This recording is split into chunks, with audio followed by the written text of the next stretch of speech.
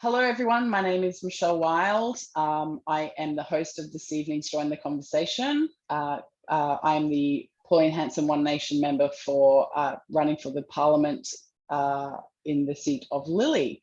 This evening with me, I have Liz Seduk, who is also Pauline Hanson One Nation member for Blair, Cassandra Duffill is a UAP member for Wright, Justin Knudson from UAP seat of Brisbane, and of course the lovely Rebecca Lloyd, who is also running for Pauline Hanson One Nation for the seat of Brisbane.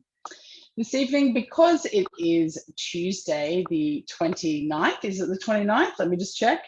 Mm-hmm. Yes, it is 29th. We, several of us were at the rally today with Tricky, and because we want to discuss this evening the extension of the emergency powers that have the Parliament is currently debating in the State Parliament in Brisbane. So I might start firstly with Liz Seduk, who is the Pauline Hanson One Nation member for Blair, who's running in the federal election. Liz, how are you this evening? Very well, Michelle. Thank you. How are you?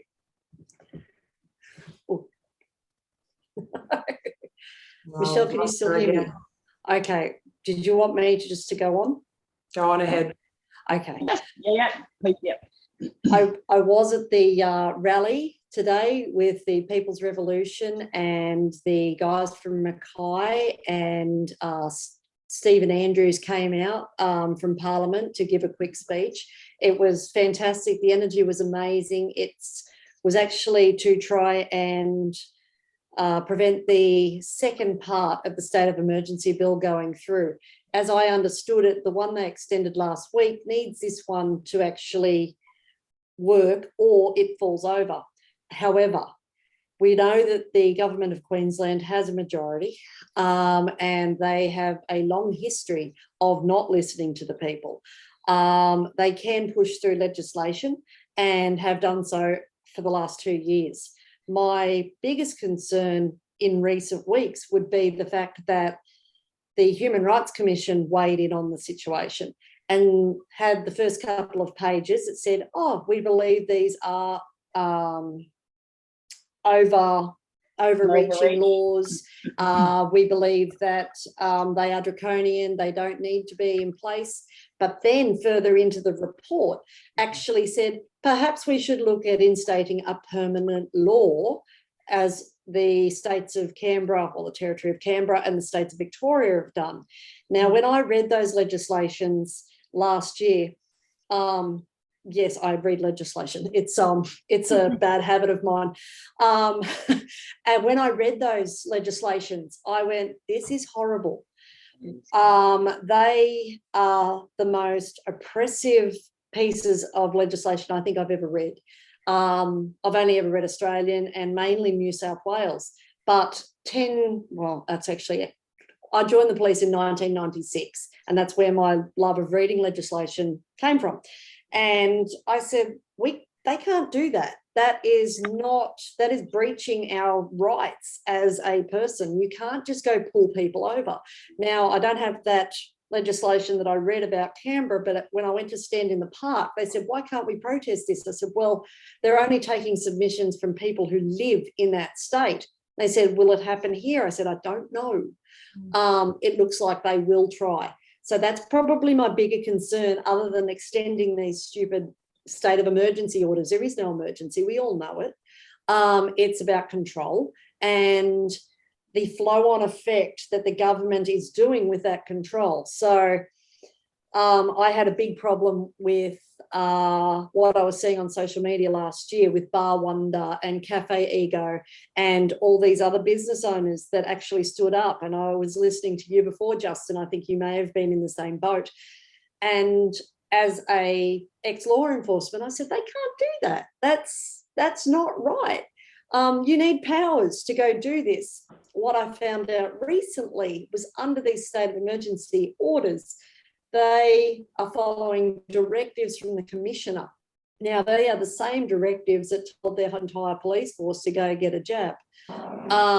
That's not right.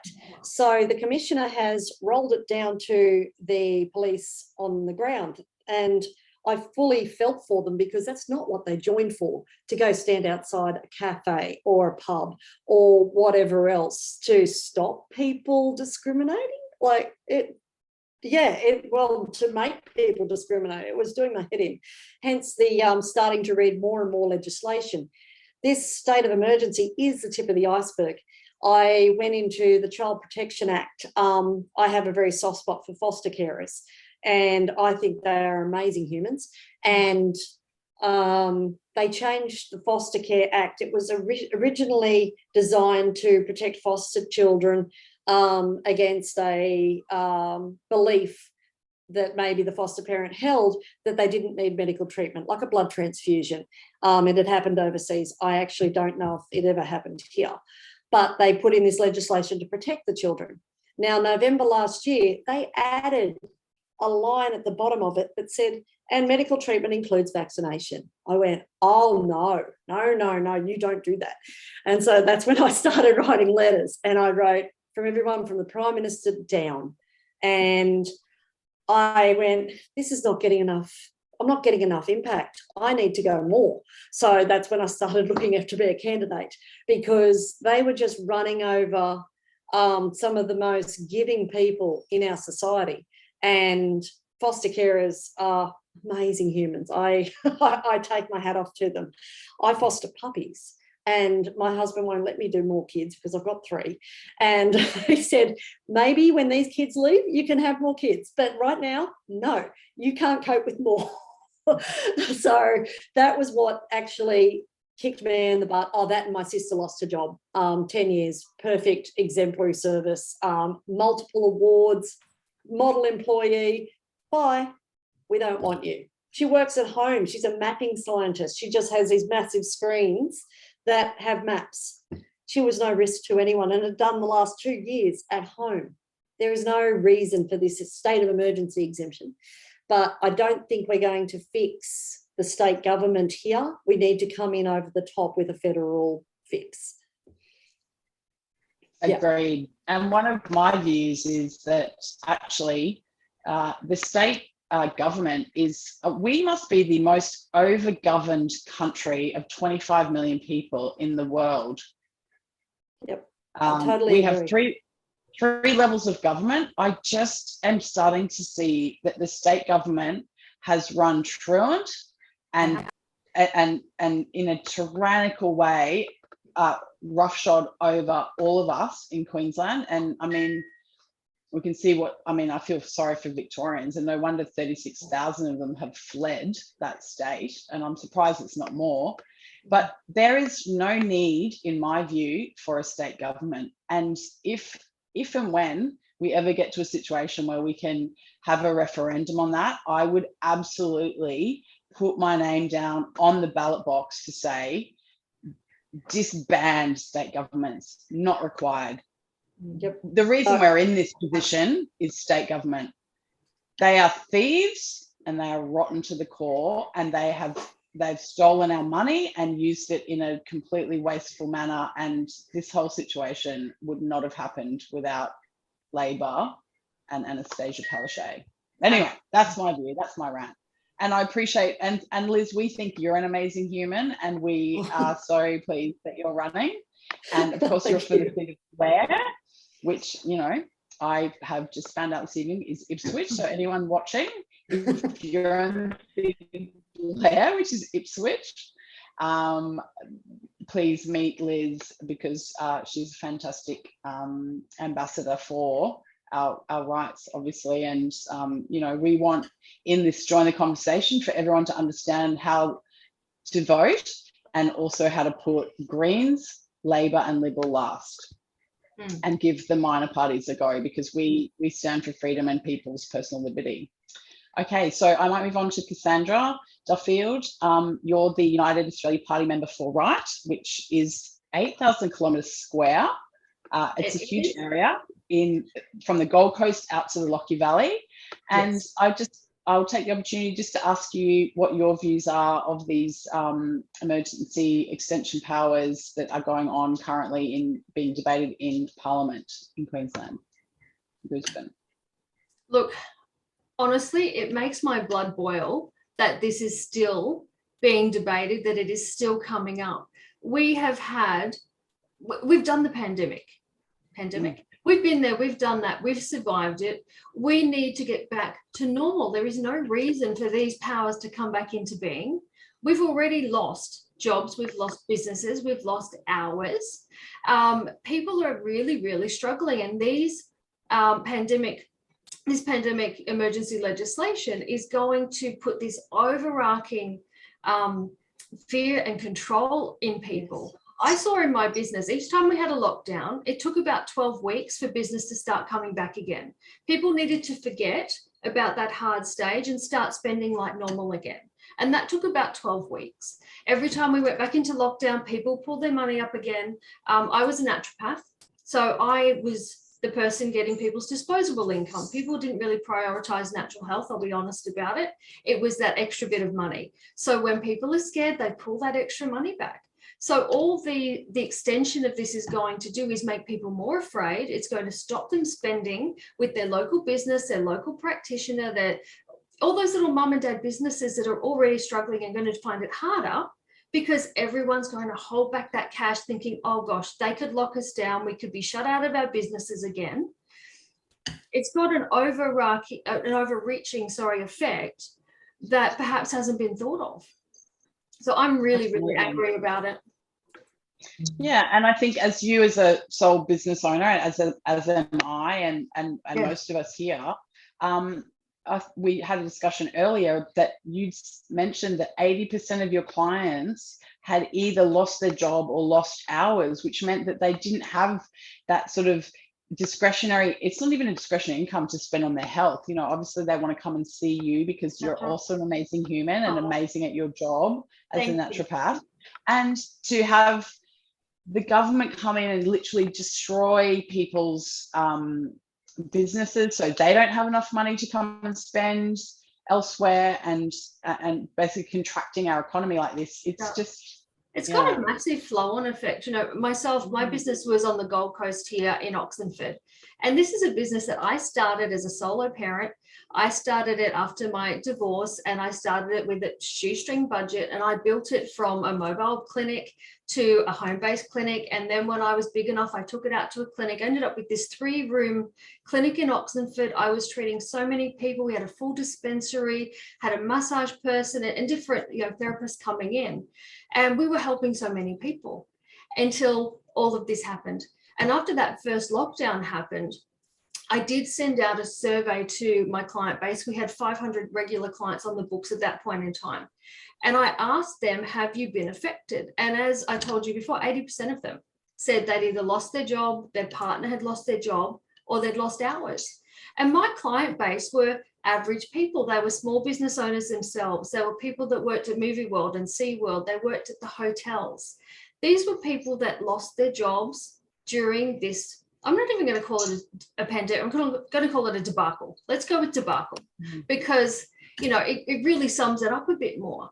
So it's a massive flow-on effect, particularly in this region that is so reliant on small business and so reliant on tourism. And we lost all of that, because with all of the pandemic powers came border closures, and we don't even have to rehash any of that, do we? We've all just lived through it. So it's been a really tough time for so many people. I just think it's time that we get these powers put to bed once and for all. They're not needed. And we need to get back to life. Well, and not even life as it used to be. We need a better normal. We need a better normal where people aren't controlled, where this can't happen to us again. Yes. We need our lives back, and we need a better version of Australia from this. Absolutely. Yeah. And I want to say to anyone watching, please, if you're in the seat of Wright, reach out to Cassandra, because again, the UAP party, you've seen their billboards everywhere. Freedom, freedom, freedom. They are pro-choice. Everyone should have the choice. If you want to get vaccinated and stay in job or business you're in, that's your decision. But anyone else, and from what I understand, I mean, it'll come out in the wash eventually, but I believe the vast majority of people who have had to have the vaccination did not want to have it and would not have had it unless they were threatened with their job. Exactly. And you know, it's just so undemocratic and un-Australian. So wrong. It really feels like we're living in two parallel societies where, you know, the reality of people who have a job and they want to keep it have had to do this and compromise their health. And it is coming out. I want to say that Malcolm Roberts, and I'm not sure if any of you have seen any of the footage. Yes. I met with Malcolm Roberts last Thursday evening after they'd had a full 12 hours with people, a lot of people with adverse reactions. All of them were brought to tears. Yeah. I mean, you know, and a lot of it is underreported. So this whole extension of the emergency powers is about that. We started this journeying in this process 2 years ago. Almost last week, it was almost 2 years to the day where we were like, oh, okay, 2 weeks to flatten this curve. There was no curve. There was no one with the Wu flu in Australia. And I smelled a rat straight away. I know you guys would have too. Well, we flattened the curve, but it's just gone the wrong way as we vaccinated.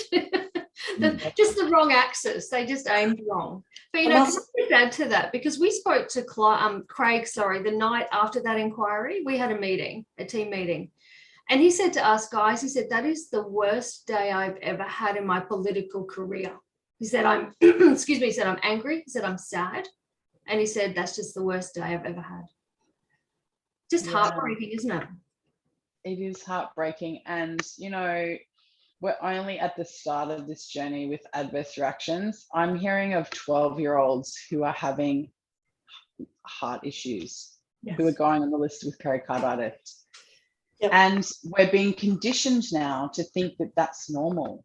And it's really a disgrace. And my job as a candidate for a minor party in the seat of Lilley is to try and help people understand, which I know probably a lot of them do, and they may have been vaccinated, is to, once they realize, if we all stand up and say, that is it, we have had enough, we're going to stand together and stop this madness, we have a chance.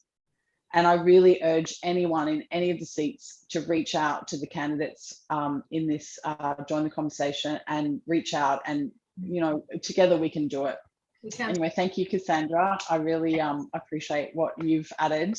And I am saddened that you have no longer been able to, you've had to close your clinic because of what's happened in the last 2 years. And I think that was recently, you said in February, at the end of February. Yeah, 28th February was my last practice day. It's just terrible, terrible. It is. So Justin, Justin, thank you. Justin is the UAP candidate for Brisbane, and he sits with obviously Clive Palmer, and also a small business owner in the hospitality. And, you know, mostly hospitality has been affected. Obviously, a lot of businesses have been affected, just like Cassandra's, but Justin, you're on the coal face. And so if you want to talk a bit about your business and how this extension of emergency powers and your feelings around that would be great. Yeah, well, thank you so much, Michelle. Look, it's so frustrating because I cannot understand what, obviously they don't think. I've seen that right from the beginning that this is a totally corrupt government that is not listening to the people, is not taking the knock-on effects, as we've stated earlier, into any sort of account whatsoever. Queensland, if we want to talk about Queensland, is a unique body where we don't have an upper house for them to run through, but which allows them to run roughshod and do whatever they like. But the mandates I don't know why they're still targeting our particular industry as well. Like the mandates actually don't make any sense whatsoever. I can go into the gym and then get a haircut and go into Coles, but I can't go and sit and have a cup of coffee apparently. But which, you know, obviously the virus does hang around coffee shops. It must have a needed for a caffeine hit to keep it going day in and day out, particularly for the next 3 months. But, you know, and I guess I'm running here I put my hand up to run because I think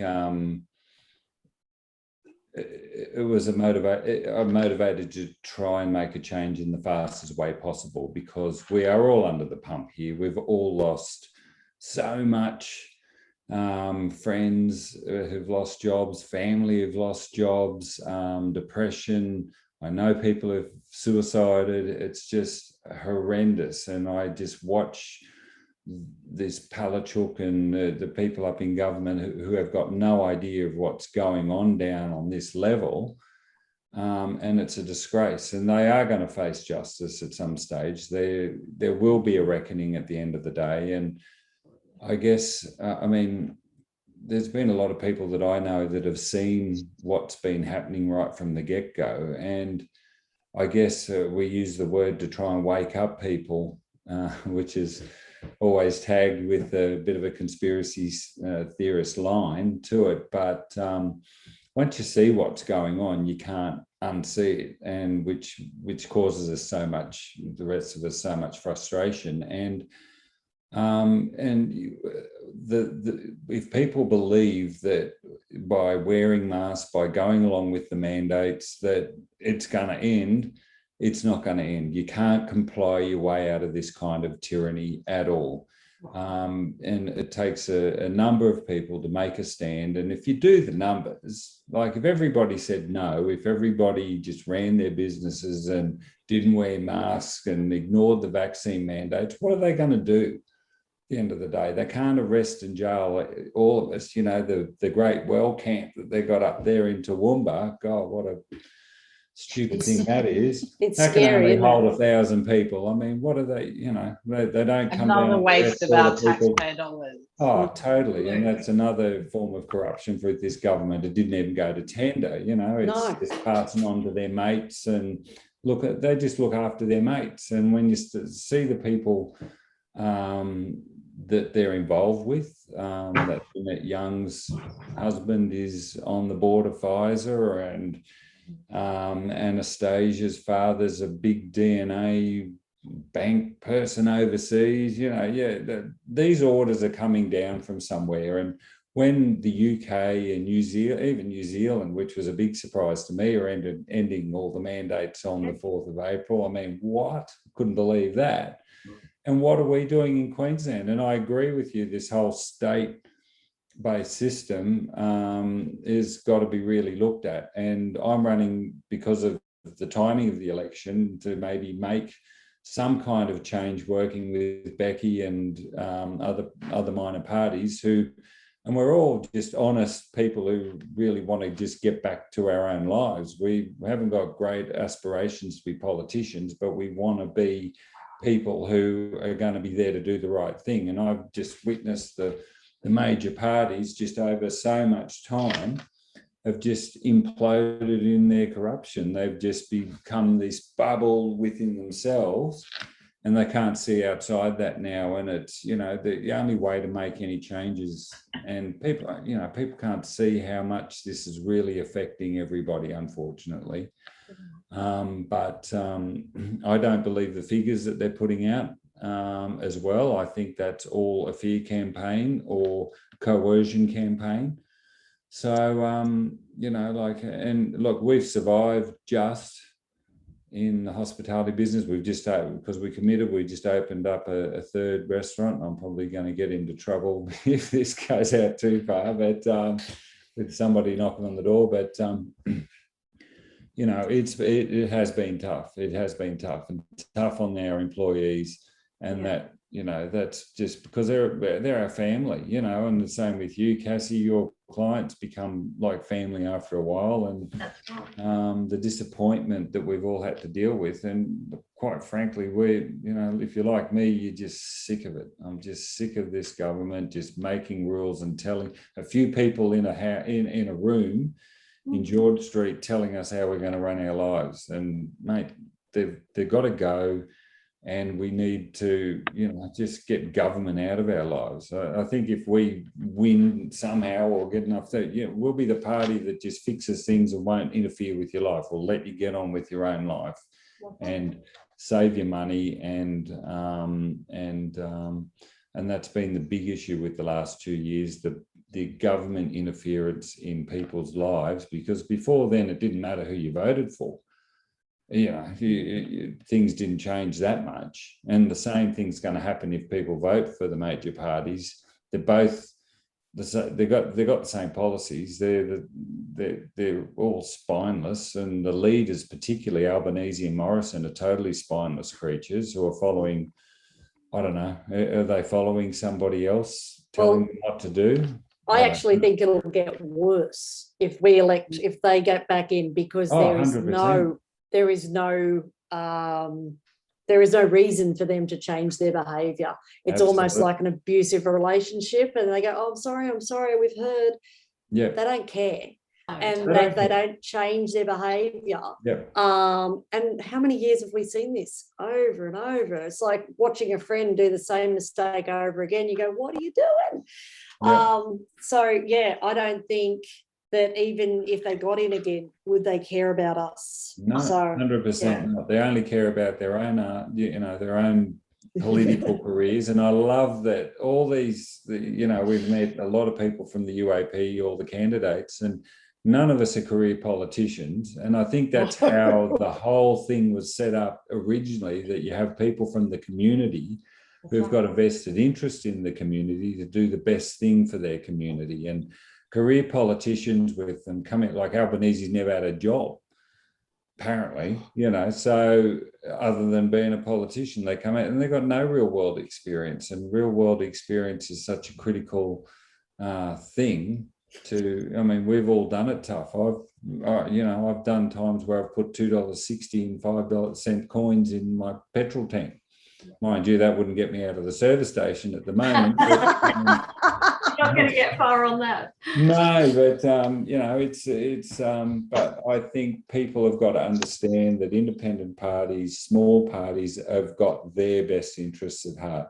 Absolutely. And big guys do not have their best interests at heart. They're just going to look after their corporate buddies, and that's why that's why we've got the debt. That's why the spending has just been totally misspent. And we're going to need somebody who's authentic to govern this country out of this mess.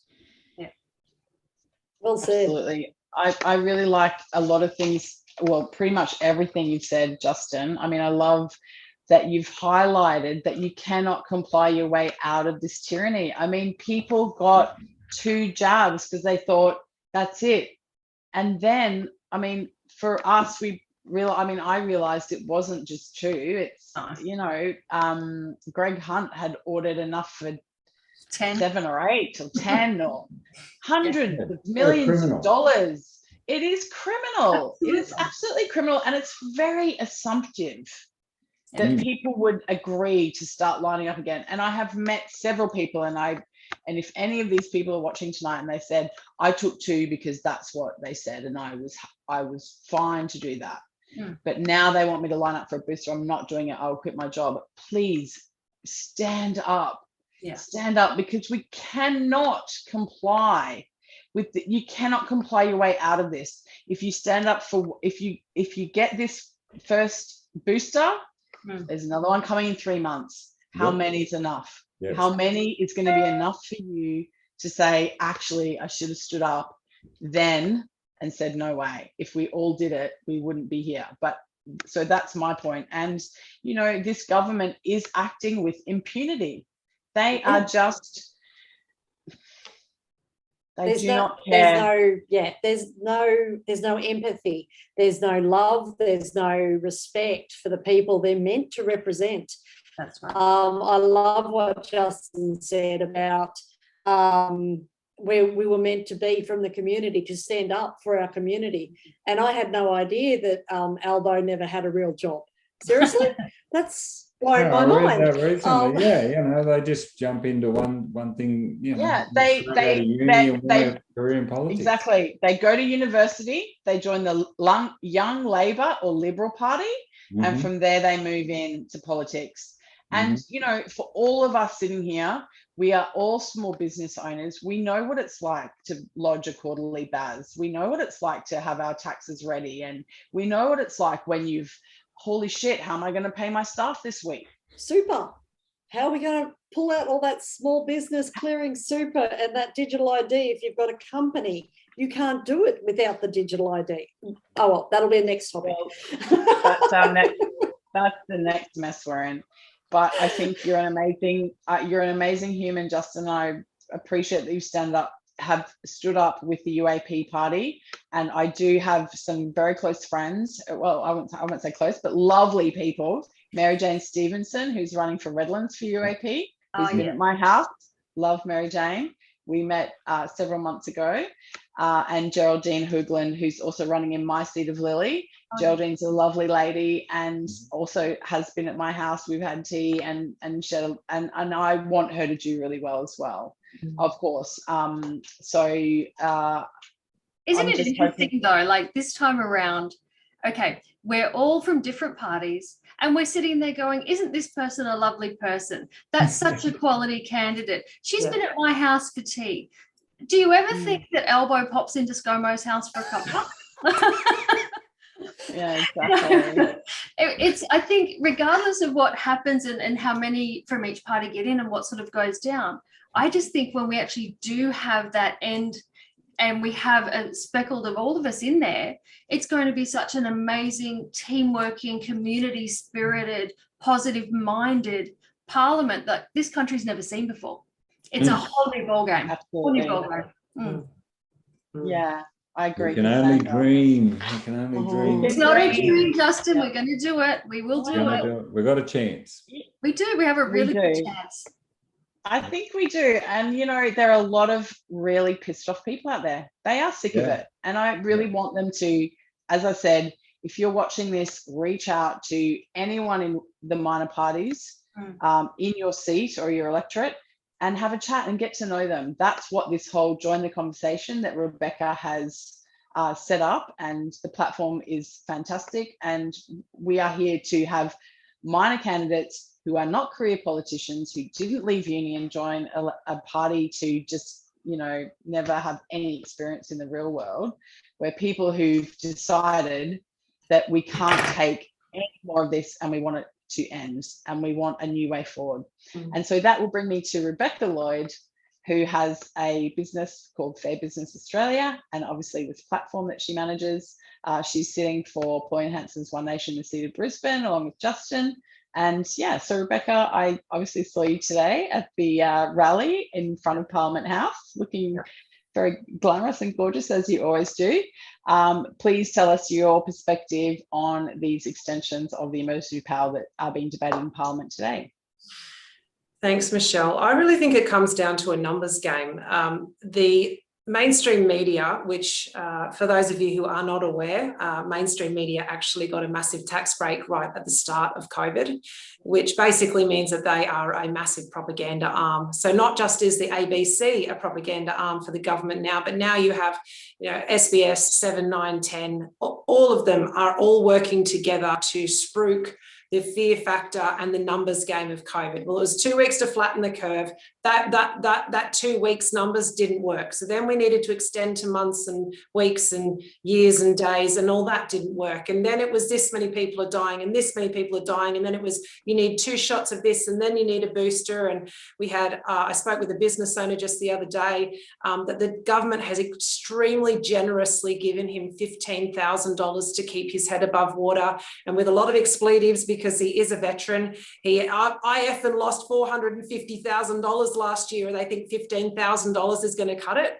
I nearly went bankrupt. And so when we talk about the numbers, it is only ever going to get extended, just like what Liz said, in a traumatic relationship. People never backpedal in trauma. They always go more and more and more. And the more you give, the more they will take. And that's what the government is doing now. So from a numbers point of view, they have done nothing but extend things to us. But I would like to push back. I did a East Coast tour from September and then slowly up through to December, all the way from Logan up to Cairns in Queensland. Now, I met with hundreds and hundreds of business owners.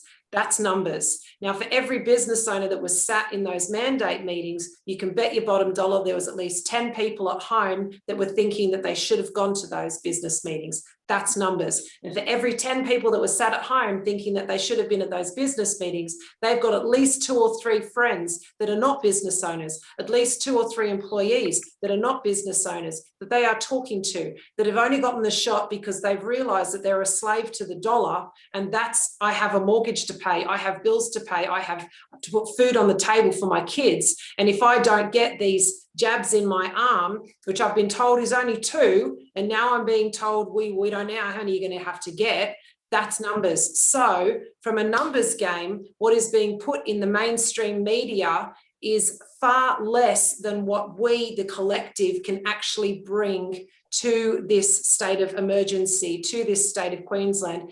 And it's a very different state of emergency than what they're trying to spruik right now. It's got nothing to do with COVID. It's got everything to do with social control, with wealth centralisation, with moving through to a digital passport, i.e. a social credit system, which is already very well in place in China. And if you think it's not possible, tell me that you would have done what you're doing right now 2 years ago when they said, oh, let's just stay at home for 2 weeks to flatten the curve.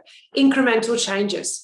Yep. And so what do I think about the permanent powers bill? I think it's absolutely heinous. I think it's wicked.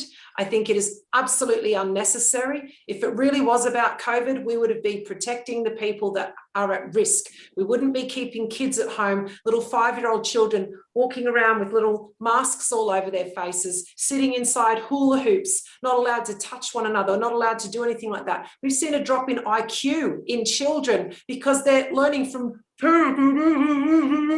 like that all day long. They can't even understand their teachers. You can't see any facial expressions. They're going out and about, and it's just completely unnecessary. It's got nothing to do with health. It's got everything to do with control. And I do, because I'm a realist, I'm also an incredible optimist, but I am a realist. I believe that they will pass this bill. They will pass it again. And that what is going on right now in our nation, in our state of Queensland and in our nation, will stop when the people say it stops. So for us Freedom candidates, it's incredibly important for us to continue to show up in solidarity together, to show that as minor candidates, as Freedom candidates, we have the numbers. We have more than you. UAP has dozens and dozens of candidates, well over 100 candidates, and they're willing to stand with Pauline Hanson's One Nation candidates. Maybe not at the top level. Maybe Clive and Pauline aren't sitting down and having cups of coffee together. Who cares? You're not voting for Pauline. You're voting for Michelle. You're voting for Liz. You're voting for Cassandra. You're voting for Justin. You're voting for me. You're voting for someone who actually is out there pounding the pavements, talking to you, listening to you, understanding what it is that you have an issue with. I have done nothing for the last 6 months than listen to people who have lost their job, people who are being fined from unlawful mandates, people who are at wit's end, people reaching out to me for financial support, for help, business owners, employees, family members, people coming up to me and crying, people telling me their story and welling up in tears. I am so incredibly fatigued with the amount of stories that have come to me for the last 6 months. But I know that we are the people and we must stand together. And it doesn't matter how fatigued we must stand together, because our numbers will always outweigh their numbers. And the only thing that has to switch is one tiny little thing in our brains that go, oh my gosh, we're bigger than they are. We can do more than they can do. And that is what the Permanent Powers Bill is going to do for Queensland, if it does pass, which I believe it will, is something eventually is going to snap inside of all Queenslanders. And the people that are at the rally today, There were hundreds there. There were at least 10 more to everyone that was sat at home going, I should have been there, but it was raining and I was busy and I was fatigued and my kid's sick. And then there would have been 10 more than that was sat there going, oh yeah, okay, what's this about? Because people are waking up. So numbers, numbers, numbers. It's always a numbers game. And folks, we have the numbers to win. We are the ones that create the wealth. We're the ones that are sitting on the back of tractors and sowing the seed and harvesting the crops. We're the ones putting the cows in and out of pasture every day. We're the ones doing the milking. We're the ones that are building the houses. We're the ones doing construction. And the only thing that those people do is turn up to a lovely cushy building without having to be jabbed. Their staff members don't even have to be jabbed. And they make massive decisions that are steering our country off the edge of a cliff, and they have been doing that for decades. And it's only now that we're all starting to wake up that we are realizing that the people that have been steering this ship are wicked, corrupt, and rotten to the absolute core. Now, are freedom candidates going to get it perfect? No, we don't expect to get it perfect. We're not asking to get it perfect. But what we want to do is represent you. What do you want down in Canberra? What do you want for your children? This is not going to get fixed overnight. This is going to take at least a generation to bring Australia back to the Australia that we grew up with. But we must stay together. We must do the numbers game for the sake of ourselves, but for the next generation and the next generation after that. We cannot kick the can down the road and just go and get another booster and just, oh, well, the government, because the children will be the ones bearing the brunt of that. So the numbers don't lie. Adverse reactions don't lie. Unemployed doesn't lie. The state of the economy, it doesn't lie. And who is the responsible for all of that? The government. The government. And we just did what we were told because we're an easygoing bunch of people. And we've always been raised to go, oh, well, whatever the government does, it doesn't really make a difference anyway. So let's just, but it has made a difference. We are on the brink of a depression. We're already in recession. We are on the brink of being taken over with complete wealth centralisation. We are on the brink of having, anything that they want into the vaccine schedule for small children.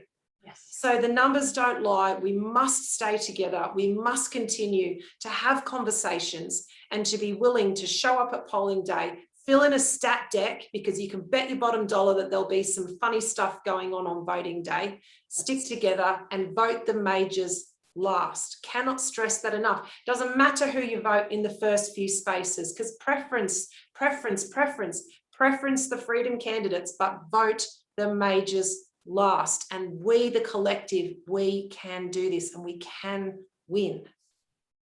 Thank you, Beck. I love your passion and positivity, and your embody everything there is about being a freedom candidate. And so I hope that anyone in the city of Brisbane reaches out to you and to Justin and does exactly as you say.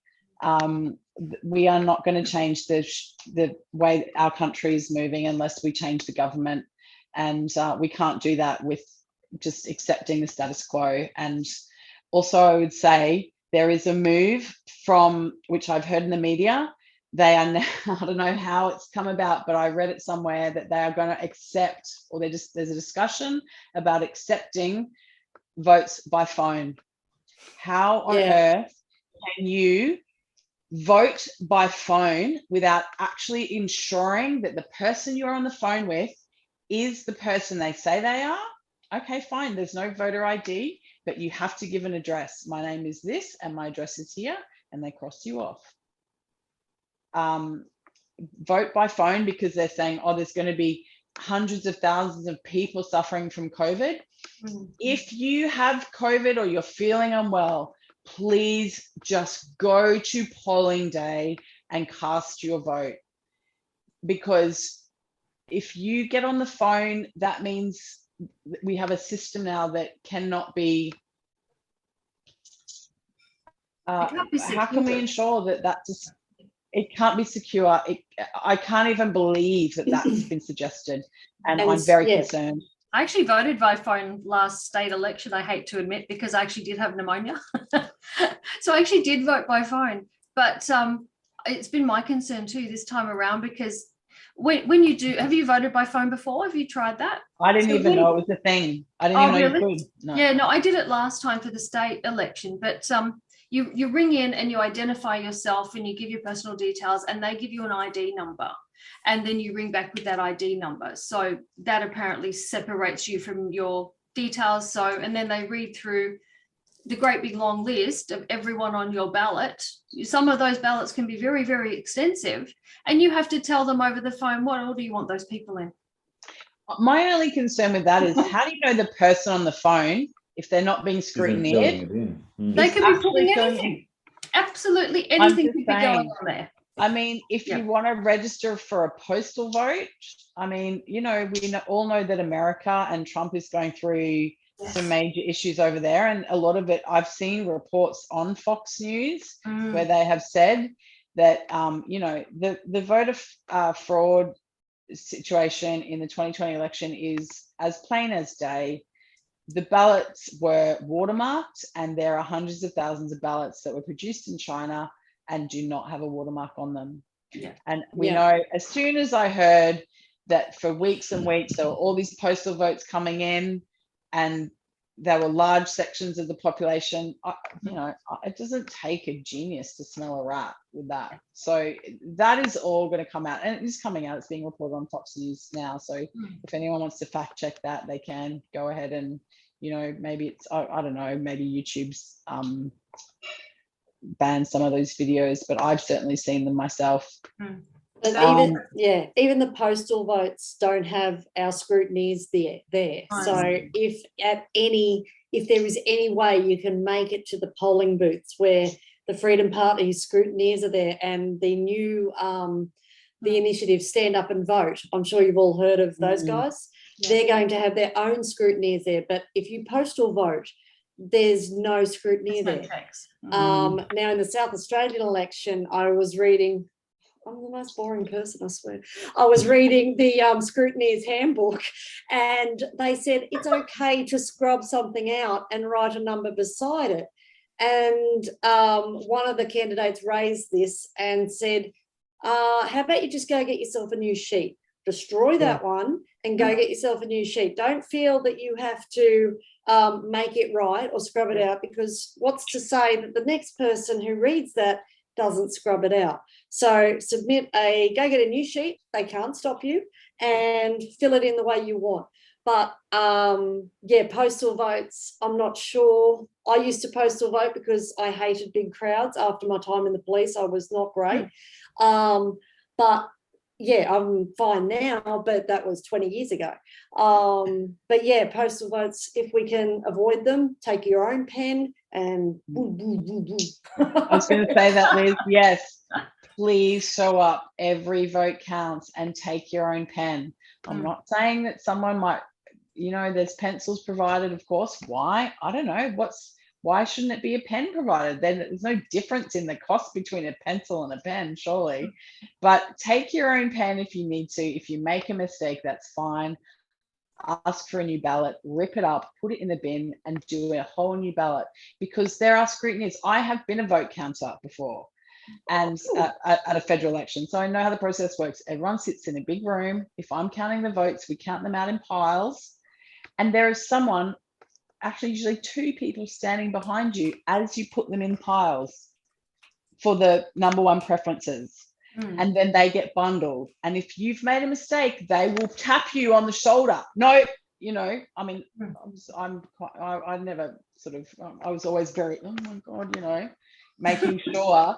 But I saw around the table, a massive table, because tens of thousands of people show up on voting day at different booths. Well, 100,000 per electorate. So exactly, it's a lot of people, it's a lot of votes. We just have to make sure that Australians are standing up and making their vote count. Take your pen. Please show up at polling day. Avoid postal and votes by phone if you can at all. That way, as much as you can, because there are scrutineers there. They are volunteers, and they watch the people. Like, I was being obviously paid to count votes, and I had at least two people standing behind me, and so did every other one of the 20 or 30 people sitting around a massive table counting. So that is how it works. I know there are people out there who say voting is rigged. It's just a matter of, if you show up with your pen and there are scrutinies there, you can be 99% assured that they are not being miscounted or changed or in any way manipulated. If you are phoning in and telling someone on the phone how you want to vote, how do you know what they're putting on your ballot paper? You don't. The other thing I'd probably add to that too is, you know, there's a lot of people in Australia who show up and do a donkey vote. If you're not happy with, and I understand, you know, in the past, fair enough, but there's so many options now. You don't have to be unhappy with the candidates. Get out, meet the people in your electorate, find someone to vote for. In my electorate alone, and I've got a smaller vote in my electorate, about 75,000 people, 5,000 informal votes. So that's 5,000 people that wasted their time, showed up on election day and did a donkey vote. We had 8,700 in Blair last candidacy. Now, had they voted for a minor candidate or even Pauline Hanson's, it would have put her over the line. That's right. It can make the difference. And people don't understand that if you wrote Donald Duck first and then put Liz second, it never got to me, because they throw it out with Donald Duck or Donald Trump or whatever else you might draw on your paper. They said, but I put you second. I said, yeah, but no, it didn't go. It didn't work. If you're going to waste your time going out to vote, make it count. Do it properly. Please make it count. That's all I can say to anyone watching. Please. Well, that's great. I think we've covered a lot of the big issues that are current this week. How are we feeling with everyone? I just want to add that I think it's really, really important that as much as possible, and I know there's not much time, but that we fill in a stat deck and do everything we can so that the polling booth operators outside can get some kind of idea as to what was voted on the day, so that if something does happen, which reflects what happened with Trump's 2020 election, they can contest it. Say, well, I know you say you've got 68% for this candidate and you've got, 12% for this candidate, but your votes add up to about 113%. And we're saying that we've got this stack of paper that says for this candidate and this candidate and this candidate. So we need to arm ourselves as much as possible so that we can contest things in court. And if there has to be a recount, so be it. And if there has to be a re-vote, so be it. And don't believe what the polls are saying either. Back to a numbers game. The polls are already saying that it's definitely going to be Labor or Liberal. Yeah. Well, you know what? It was definitely going to be 2 jabs. It was definitely going to be 2 weeks to flatten the curve. Don't believe what the media is telling you, because do you know what? They lie. It's not misinformation. It is lying.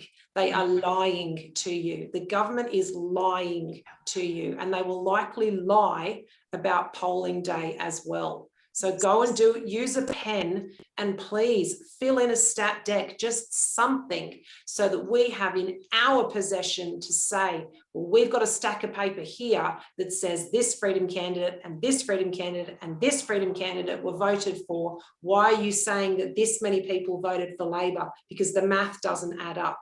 We must do everything we can to ensure that the vote is secure.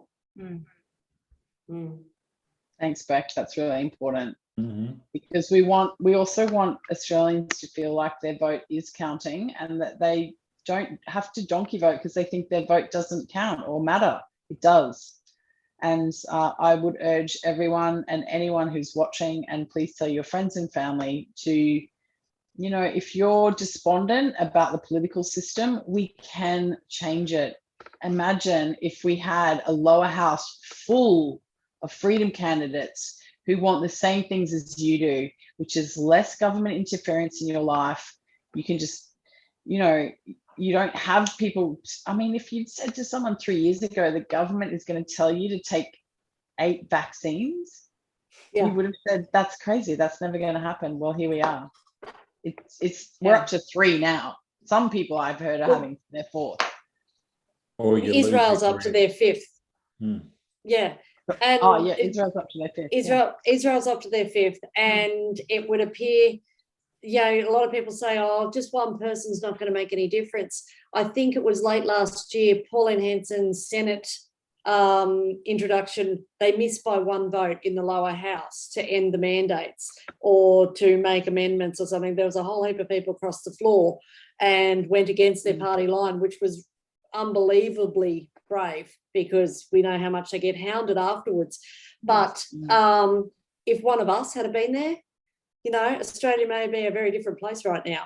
And it would have ended in November last year with the federal government saying, you know what, Mr. Mark McGowan, you can't do that to your people. You know what, Anastasia? Nah, you can't do it. Northern Territory, you're out. And it would have made it illegal for the state governments to do what they're doing. And that would have just been one person. I can't remember exactly which legislation that was because I've read a bit. But I do recall a interview where it might have even been at the Warwick meeting, and she goes, I missed by like one vote. Right. Oh, I think it was her. She introduced a bill in the lower house to end discrimination for people in relation to COVID vaccines. Mm-hmm. And it missed by like this much. Yeah. And I went, that's probably another thing. I went, if I had been there, put me in, coach. And this is the thing about the whole system. Whether you believe, I've heard people who absolutely 100% their doctor says this and they talk about polio vaccines. Well, that's great. My response to that is, yeah, vaccines do work. I'm not an anti-vaxxer. I have had all of my vaccines, as have my children. I'm just not having this one. And the reason I won't have this one is because it's in a trial. Yeah. We don't know the long-term side effects. And the adverse reactions I am seeing are horrific. And there's no way I would ever say to anyone that I loved and cared about to get this. But if you have and you totally believe in vaccines, and if people have said to me, oh, but polio works. And I said, yeah, but if you got 3 polio jabs and you still got polio like more than once or even just once, would you question that vaccine and go, maybe that polio vaccine doesn't actually work as well as I thought it, or as I was told it would? But it doesn't matter. If you want to get that vaccine and you are totally on that path, that's great for you, but it doesn't mean that anyone else should have to get it if they don't want to. And that's part of being and living in a democratic society and country like Australia. And we just want to restore those values to our country. That is it. And so that is the benefit of voting for a minor party like Pauline Hanson One Nation or UAP, because we are all on that side. So again, I think perhaps we wrap it up now and say, anyone watching or listening, please reach out to anyone in your seat or electorate that you want to discuss and get to know the minor party candidates. And again, the whole platform of Join the Conversation is to have this conversation so that you can get to know us sitting in. If you're in your seat, you can contact us. And also to please put Labor, Liberal and Greens, especially the Greens, last on the ballot. So I want to thank you all, Liz, Cassandra, Justin and Rebecca. And thank you for letting me host tonight, Rebecca. And please reach out, and thanks for joining us. Thanks, Michelle. Thanks so much. Thank you, Michelle. Good.